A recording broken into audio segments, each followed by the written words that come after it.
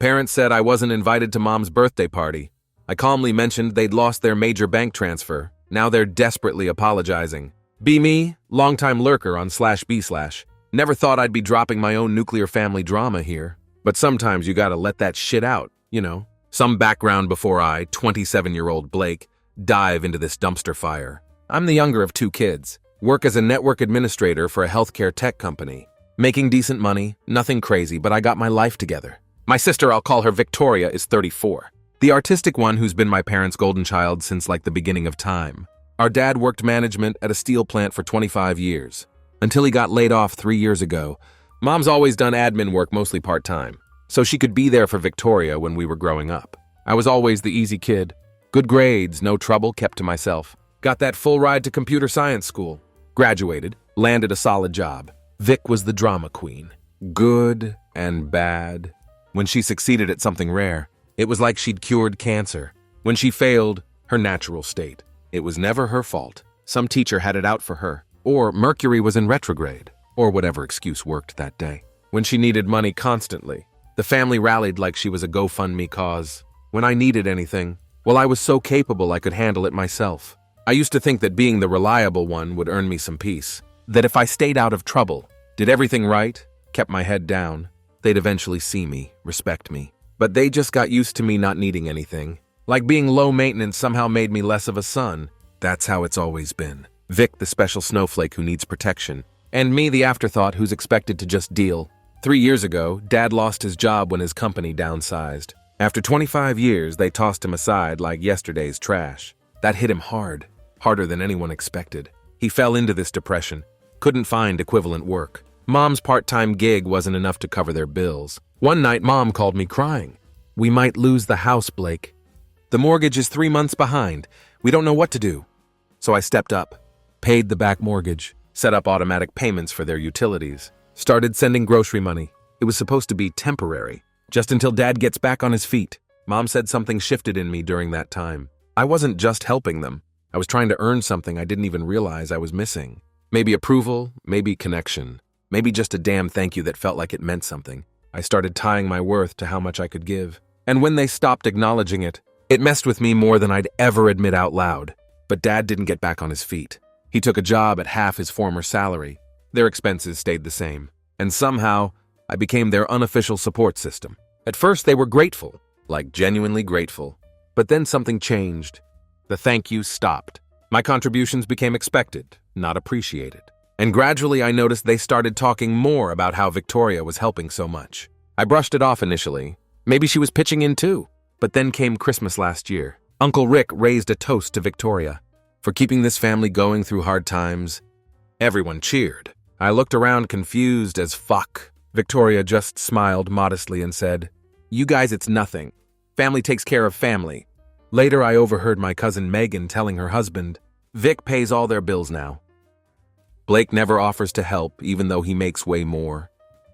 I stood there, grocery bags in hand that I'd paid for, stunned. What the actual hell was going on? But then I cornered Victoria that night, while she was getting wine from the garage fridge. "Are you telling people you're paying Mom and Dad's bills?" I asked. She didn't even flinch, just gave me this look, half challenge, half warning. "They need to believe someone cares, Blake. I'm the one actually paying Victoria." She smiled. That smug little smile that made me want to yeet her into the sun. "But I'm the one actually here. You show up, once a month? Drop off some cash and think that makes you a good son. They need more than your money. So you're taking credit for my money and making me look bad." She sighed like I was being dense. "They're happier thinking I'm helping. Mom's always worried you're struggling, that they're a burden to you. This way everyone feels better. Everyone except me?" She patted my cheek condescendingly. "You've always been so hung up on recognition, Blake. Some of us just help because it's right. Not for the gold star." In that moment, I didn't feel angry. I felt hollow, like I was a stranger at my own table.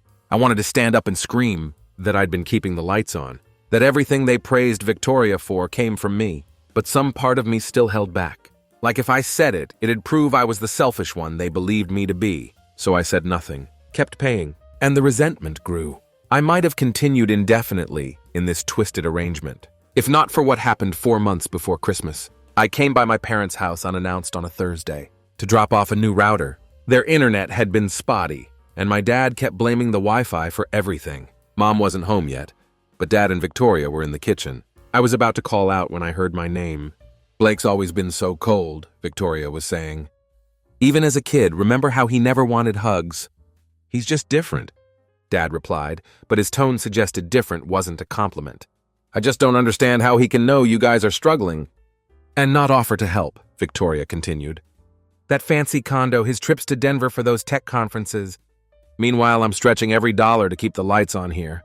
I froze, my blood turning to ice. "You know we appreciate everything you do, Vic," Dad said warmly. "Those bill payments, the groceries, we'd be lost without you. Well, someone has to be the responsible one," Victoria sighed dramatically. "I canceled my spa weekend to cover the property taxes, but don't tell Mom, she'd just feel guilty." I nearly laughed out loud. I had paid those property taxes, $1,200 transferred directly to the county treasurer's office last month. "Your mother and I raised one child with a heart at least," Dad said, and the casual cruelty of it stole my breath. "Blake's always been focused on himself." "Hey, it's not your fault," Victoria said soothingly. "Some people are just born with empathy, others aren't." I backed away silently, went out the front door, closed it loudly, then called out, "Hello," as if I just arrived. Victoria appeared from the kitchen, face transformed from scheming to sunny. "Blake, what a surprise." I mumbled something about the router, stayed for exactly 20 minutes, then left. In my car, I sat shaking, not from sadness, but from a cold, clear rage I'd never felt before. That night, I did something I should have done months earlier. I created a spreadsheet of every dollar I'd given my parents over the past 3 years. Mortgage help, $4,800. Utilities, $2,600. Groceries, $1,500. Car insurance, $900.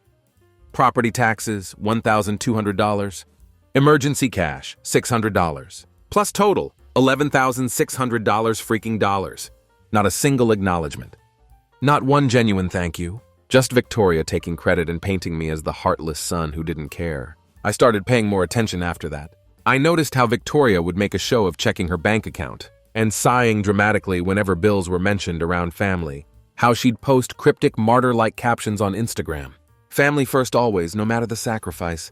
I even found a group text I wasn't included in, where she wrote water heater replacement handled, don't worry about it, with my goddamn money. The more I looked, the more I saw. This wasn't just Victoria taking casual credit for my help. This was a systematic campaign to establish herself as the family savior, while casting me as the selfish villain. She wasn't just stealing my credit, she was stealing my place in the family. And I let her. For 3 years, I let her. Until Christmas? It's Christmas Day. Everyone's supposed to be happy, right? Family gatherings, turkey dinner, all that wholesome shit. I drove 5 hours to my parents' place, fighting traffic the whole way. Had some homemade apple pie I actually put effort into. Because I'm an idiot who still tries. Even wore that burgundy button-up my mom always says makes me look professional. Her way of saying I clean up okay. I knock on the door, waiting for the usual lukewarm welcome. But when my mom answers, she only cracks it open. Like I'm some door-to-door salesman trying to scam her. "Blake, you can't come in today," she whispers. Not happy Christmas or hey, good to see you. Just straight-up rejection. I blink, thinking maybe I misheard. What, you're kidding, right? Mom glances behind her nervously, then steps out onto the porch and pulls the door almost shut. "It's better if you didn't join us today." Things are a bit tense. "I drove 5 hours to be here," I say. My voice still level, but my head starting to pound. I know, she says, still keeping her voice down. "But Victoria said she wouldn't come if you were here. She's been under so much pressure lately. With everything she's doing for the family, Victoria, my sister, the golden child. Of course it's her." From inside, I can hear glasses clinking and laughter. My Uncle Rick's booming voice. "What would we do without Victoria keeping this family afloat?" Then my sister's voice, deliberately loud enough to carry. "I just believe families should support each other. Some people understand that better than others."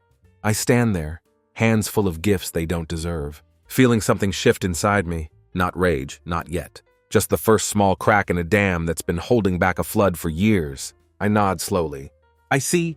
It wasn't just betrayal, it was clarity. The kind that burns through denial. I'd spent my whole adult life trying to be what they needed, waiting for the day they'd look at me and finally see me. Instead, they slammed the door in my face to keep their favorite illusion intact. I wasn't just being excluded, I was being erased.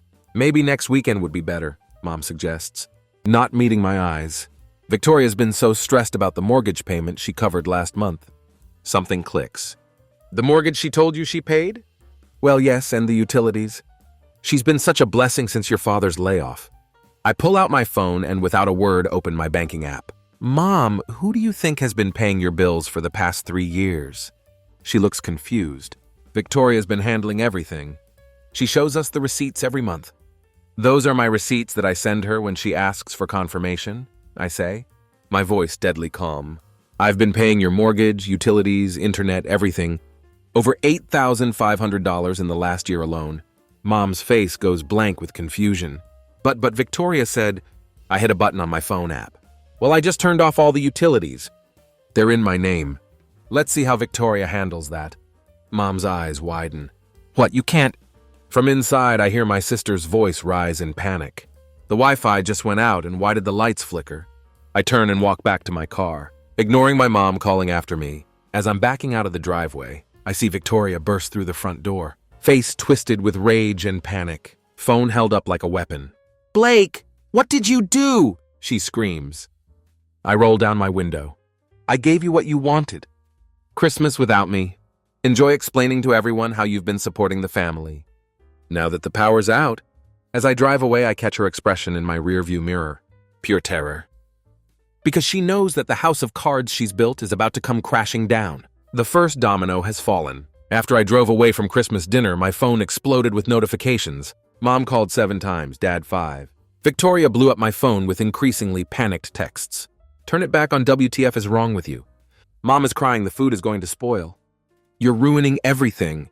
I silenced my phone and drove to a state park nearby. Found a quiet spot overlooking a lake. For the first time in years, I felt something close to peace. Like I'd finally put down a weight I didn't even know I was carrying. When I finally checked my phone again, I had 38 missed calls and 62 texts. One voicemail from Dad stood out. Blake, this childish stunt needs to end now. Turn the utilities back on and we can discuss your issues later. My issues, right? I texted back 2 words, ask Victoria. Then I turned my phone off completely and drove home. I knew what was coming and I needed to prepare. Sure enough, around 9 p.m., there was frantic knocking at my apartment door. The whole family had arrived. Mom looking devastated, Dad grim and angry, and Victoria alternating between fake tears and genuine panic. I opened the door and leaned against the frame. Can I help you? Victoria tried to push past me. Fix it right now. I blocked her with my arm. Fix what exactly? I thought you were paying all the bills. That's what you've been telling everyone, right? Her face went from flushed to pale in an instant. Mom and Dad exchanged confused looks. What is he talking about, Victoria? Mom asked, her voice small. Victoria recovered quickly. He's making things up to cause drama. He's jealous that I've been helping while he's been absent. I laughed, not a happy laugh. The kind that makes people uncomfortable? One chance, I said to Victoria. Tell them the truth or I will. I don't know what you're talking about, she said, but her voice wavered. I pulled out my phone, opened my banking app, and turned the screen toward my parents. See these payments, every month for 3 years. Mortgage company, electric company, water company, internet provider. Property taxes all from my account. They leaned in, faces confused. This doesn't make sense, Dad said slowly. Victoria said she was covering those. Victoria was standing back, arms crossed defensively. I have my own system. Just because you make some payments doesn't mean I haven't. Every single bill, I cut her off. Every dollar while you told them all I didn't care enough to help. While you posted on social media about your sacrifices for the family. Mom turned to Victoria, her expression changing from confusion to dawning realization. Victoria, have you been lying to us? Victoria's eyes darted around like she was looking for an escape route. It's complicated. I've been helping in other ways. Like what? I asked. Your inspirational Instagram posts. Your emotional support? Don't you talk to your sister that way? Dad started, but his voice lacked conviction. Unbelievable, I said, shaking my head. You find out she's been lying about thousands of dollars. And you're still defending her. We don't know that she's, Dad began. Call the utility companies, I challenged. Ask them whose name the accounts are in. Ask them who's been making the payments. Victoria's face crumpled and right on cue, the tears started flowing. It was her trump card, the one that had worked since we were kids. I was trying to help, she sobbed. Blake doesn't need the recognition. He doesn't care about family the way I do. I was protecting him. Protecting me? I repeated. By taking credit for my money and making everyone think I don't support the family? You don't understand, she cried. They needed to believe someone close was helping them. You're never there. And there it was, the real reason. I wasn't physically present enough. So Victoria had decided I didn't deserve to be acknowledged at all. My mother sat down heavily on my couch. I don't understand, Victoria. You specifically said you were paying the utilities. You showed me receipts. Screenshots, I corrected. Screenshots of my payments that she asked me to send as confirmation. Dad was looking back and forth between us, his worldview visibly crumbling. But all those times you said you couldn't go on trips with your friends. Because you were paying our bills. Victoria just cried harder. She's been playing you, I said quietly. Using my money to make herself look like the hero, while making sure everyone sees me as the villain. That's not true, Victoria shouted through her tears.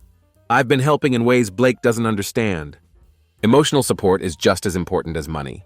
I laughed again. Emotional support doesn't keep the lights on, Vic. We need to calm down, Dad said, defaulting to his usual role of protecting Victoria from consequences. There's clearly been a misunderstanding. No misunderstanding, I interrupted. Just a lie, a 3-year lie that turned our entire family against me. While Victoria basked in praise for my sacrifices, the room went silent except for Victoria's sniffling. So here's what happens now, I continued. Feeling strangely calm, I'm done paying your bills, all of them. The utilities stay off until you set up accounts in your names. Victoria can either tell the entire family what she did, or you can keep believing her lies. But either way, my wallet is closed. You can't just cut us off, Mom gasped. I'm not a bank, I replied. I'm your son, the one you never see, remember. The cold, distant one who doesn't care about family, according to Victoria. Victoria suddenly shifted tactics, her face hardening. You're only doing this because you've always been jealous of me. Always Mom and Dad loved me more and you can't handle it. The room temperature seemed to drop 10 degrees. You're right. They always loved you more. But I'm not here to beg for scraps. I'm here to shut off the supply you've been living off. You built your whole image on my back. Let's see how long it holds when I stop carrying it. I opened my apartment door. We're done here. Go explain to your Christmas guests why the toilets won't flush. As they filed out, Victoria paused in the doorway. You'll regret this, she hissed, low enough that our parents couldn't hear. No one's going to believe you over me. I smiled. As a great man once said, I don't need you to believe me. I just need them to. I closed the door on her shocked face, and for the first time in years felt like I could breathe. The aftermath was exactly the chaos I expected. Victoria went nuclear, launching a full-scale PR campaign within the family, without specifically addressing the accusations. Because that would expose her. She painted herself as the victim of my jealous breakdown. Her Instagram stories were a masterclass in vague posting. Having to stay strong when people try to tear you down. She sent a group text to the extended family. If Blake reaches out to any of you with bizarre accusations, please know he's going through something right now. We're all very concerned, my cousin Megan texted me. Whatever you did to Victoria, you should apologize. She's devastated. I replied with a screenshot of my mortgage payment to my parents' account. With the message, ask Victoria who's really been paying the bills for 3 years.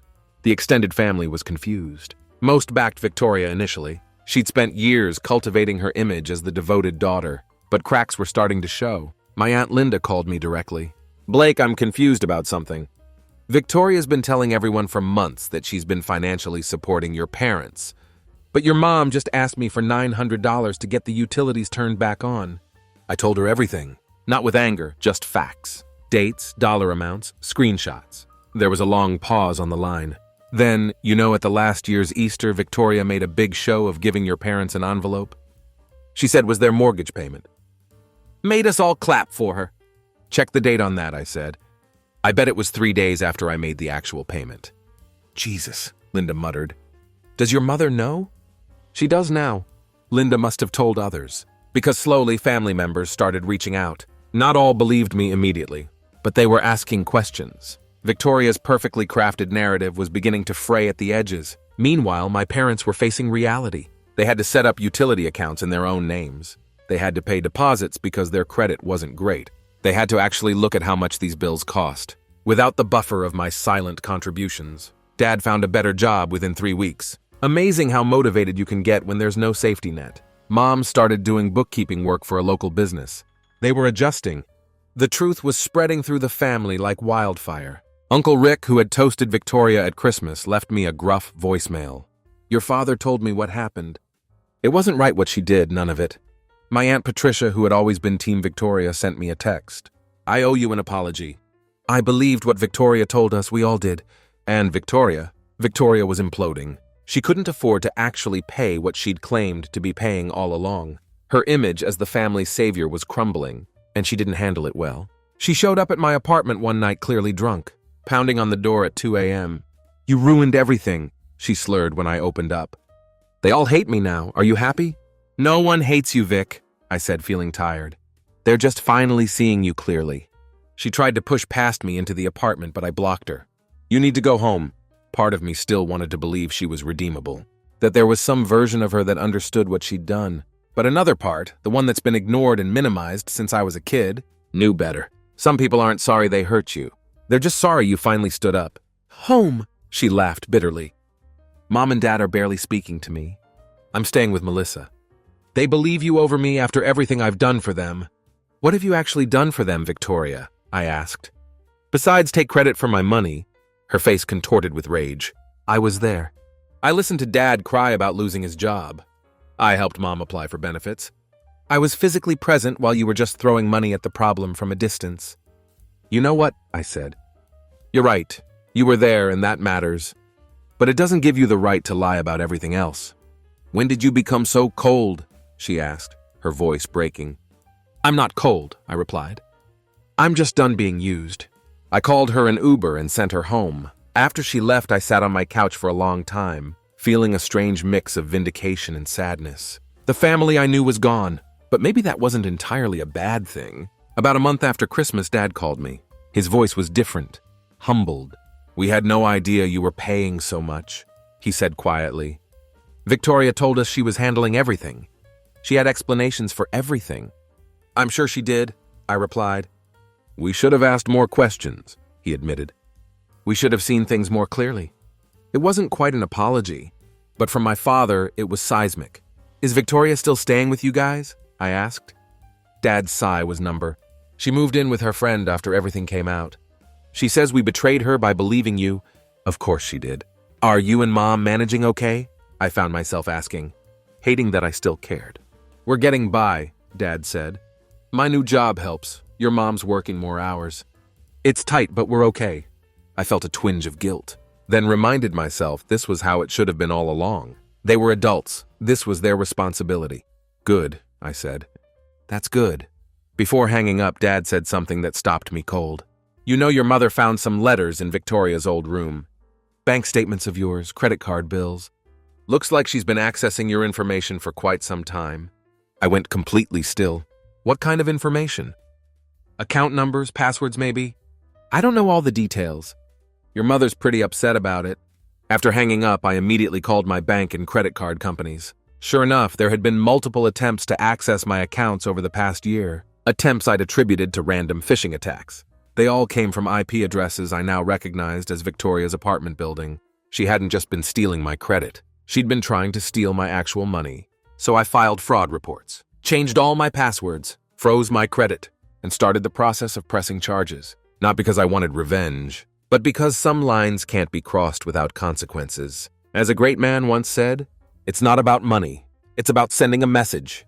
What started as a simple fraud investigation quickly turned into something bigger. The detective assigned to my case asked to meet me at a coffee shop near my apartment. She slid a folder across the table. I think you need to see this, she said. Inside were bank statements, credit applications, and loan documents, all with my information, but none that I'd ever authorized. Victoria had been busy. How bad is it? I asked. She attempted to open 4 credit cards in your name. Was declined for 3, but managed to get one with a $6,000 limit. Maxed it out within a week. I felt sick. I had no idea. That's not all, she continued. We found similar patterns with your grandmother's Social Security information, your cousin Megan's wedding fund, and what appears to be some kind of charity money from her yoga studio. Jesus Christ, I muttered. "Your sister has been very resourceful," she said. Her tone neutral, but her eyes conveying what she really thought. "The district attorney wants to talk to you about pressing charges." I nodded slowly. "I'll do whatever's needed." As I was leaving, the detective said something that stuck with me. "In my experience, Mr. Reynolds, people like your sister don't change. They just find new victims." The next few weeks were a blur of statements, interviews, and legal meetings. My parents were devastated when they learned the full extent of Victoria's actions. Mom called me sobbing one night. "How could she do this? How did we not see it?"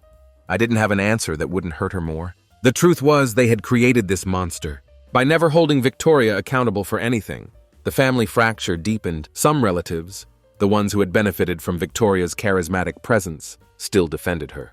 She must have been desperate. She didn't mean to hurt anyone. Blake's blowing this out of proportion. Others, those who'd been burned by her lies, or had seen through her act years ago, rallied around me. My cousin Ben, who I'd barely spoken to in years, reached out. I always knew something was off with her. The way she'd take credit for everything good and blame others for anything bad. The divide was painful but clarifying. It showed me who actually cared about truth, versus who just wanted to maintain the comfortable family fiction we'd all been living in. 4 months after Christmas, Victoria was formally charged with multiple counts of identity theft, credit card fraud, and embezzlement. She rejected a plea deal, convinced she could charm her way out of consequences as she always had. And it didn't work. The evidence was overwhelming. Bank records don't lie even when sisters do. 7 months after that Christmas, I'm sitting in a courtroom, watching Victoria plead guilty to identity theft and fraud. Turns out my situation wasn't unique. Once investigators started digging, they found she'd been borrowing money from several sources. Our grandmother's Social Security checks, our cousin's wedding fund, even skimming from the charity drive she organized at her yoga studio. The look on her face when the judge denies her attorney's request for probation instead of jail time is something I'll carry with me forever. Not because I enjoy seeing her suffer, but because it's the first time in her life that her tears, her excuses, her "but I'm special" defense doesn't work. Reality, as they say, is a bitch. My parents are in the back of the courtroom. Mom's crying silently. Dad looks 10 years older. They didn't want to come, but I insisted. Not to punish them, but because they needed to see the truth with their own eyes. After the sentencing, 20 months likely to serve 10, I meet them outside. We stand awkwardly in the courthouse parking lot. These people who raised me, who I both love and resent in equal measure. "We didn't know," Mom says finally, her voice barely audible, "about any of it." "I know," I say, and I do. They didn't know because they didn't want to know. Because Victoria had spent a lifetime training them to see only what she wanted them to see. "Will you ever forgive us?" Dad asks, and the vulnerability in his voice nearly breaks me. "I'm working on it," I answer honestly. "But it's going to take time." They nod, understanding finally that some wounds don't heal with a simple apology. That trust once broken isn't easily restored. We go to dinner, the three of us, and talk more honestly than we have in years. About Victoria, yes, but also about our family dynamics. About the golden child pedestal they put her on. About how they never saw me clearly. "We took you for granted," Mom admits. "Because you never seemed to need us the way she did." "Everyone needs to be seen, Mom," I reply. "Even the quiet ones, especially the quiet ones." They drive back to their house, their mortgage now refinanced in their names alone.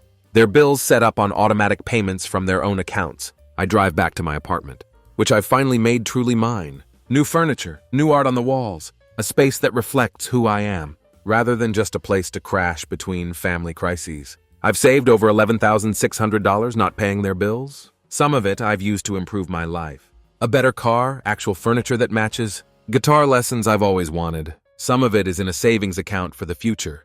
My future. But the biggest change isn't financial, it's mental. The constant background anxiety is gone. That feeling of dread when my phone would ring, wondering what crisis or bill needed handling this time. The family's still messy. Some relatives still look at me sideways, not fully believing Victoria could have done what she did. She was always so sweet, so thoughtful.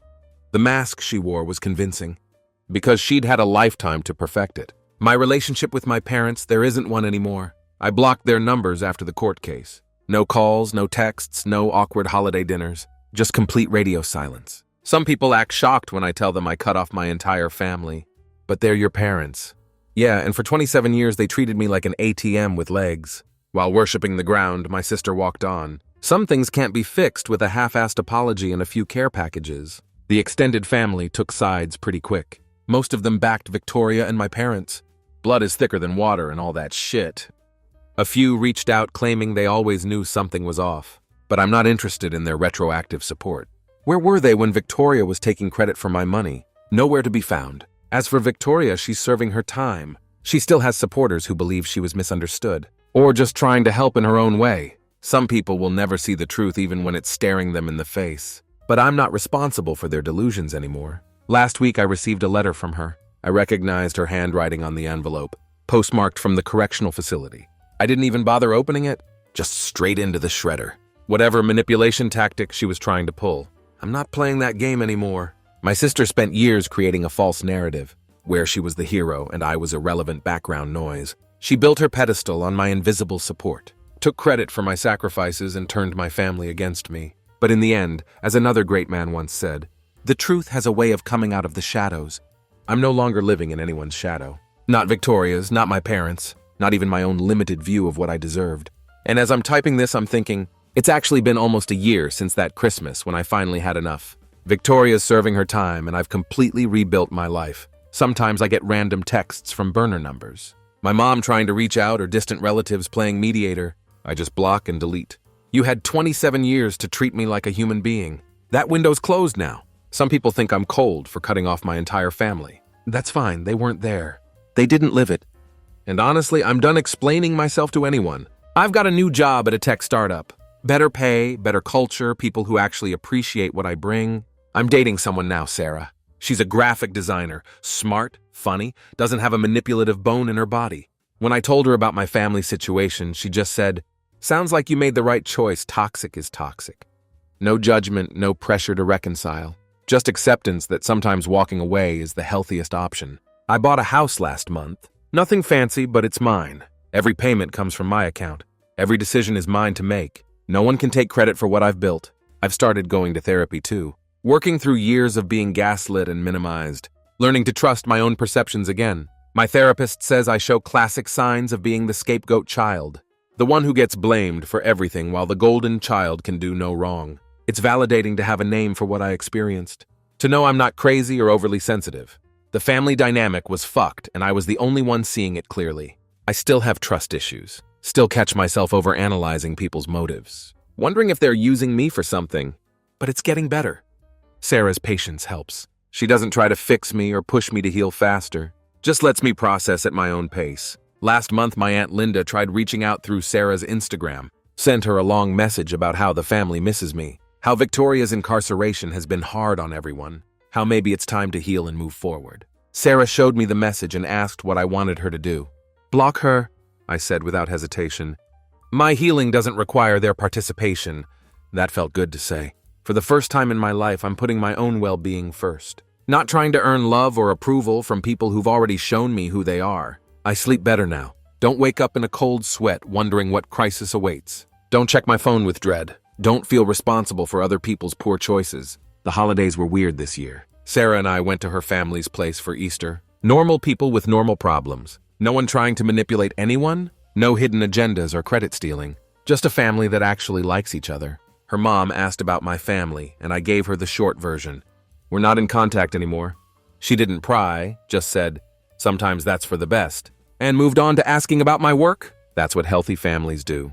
They respect boundaries. I've been thinking about changing my last name, starting completely fresh. Reynolds carries too much baggage, too many memories of being the forgotten son, the reliable one who could handle anything. I'm thinking Thompson or maybe Carter. Something clean, something mine. Victoria will be out in about 8 months if she gets good behavior credits. I wonder sometimes if she's learned anything. If prison has given her time to reflect on what she did, but then I remember what the detective said.